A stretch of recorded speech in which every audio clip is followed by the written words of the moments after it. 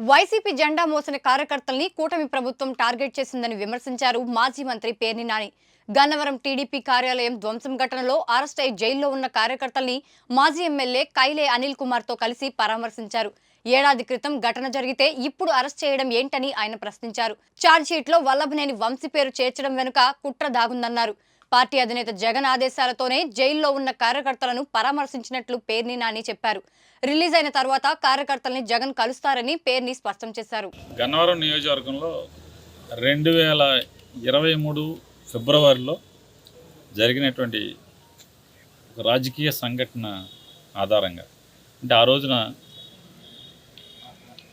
YSR Congress party office మీదకి దౌర్జన్యంగా బెజవాడ నుంచి కొంతమంది రౌడీలు లీడ్ చేసి ఇక్కడ ఉన్నటువంటి స్థానికంగా కొంతమందిని తీసుకుని ఆఫీస్ మీదకి దౌర్జన్యంగా వచ్చి రెచ్చగొట్టిన పరిస్థితిలో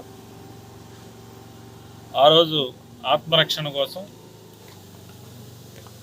తిరగబడితే ఆ తిరగబడినటువంటి సంఘటనని ఆధారం చేసుకుని ఇవాళ కొత్తగా సెక్షన్లు మార్చి కొత్తగా పేర్లు చేర్చి ఆ సంఘటనతో సంబంధం లేని దాంట్లో లేనటువంటి అమాయకులైనటువంటి వైఎస్ఆర్ కాంగ్రెస్ పార్టీ కార్యకర్తలను ఇప్పటికీ దాన్ని 4-5 దగ్గర నుంచి ఇప్పుడు ఒక 71 మందికి తీసుకెళ్లారు. ఇంకా దాన్ని అంటే రోజు అంటే అధికారం కోల్పోయినప్పటికి కూడా ఇవాళకి కూడా ఎవరైతే ఉత్సాహంగా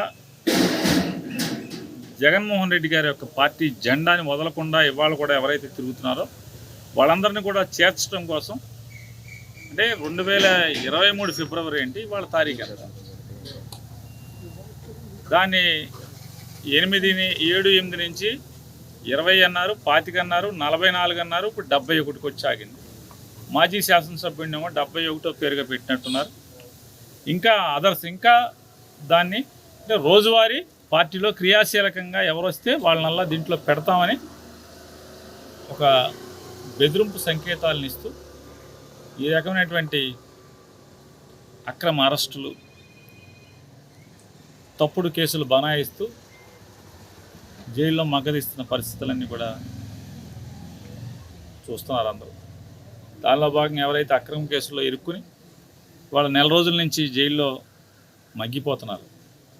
నూజివీడులో ఒక 15 మంది, ఇక్కడ ఒక 5 మంది ఇక్కడ ఉన్నారు.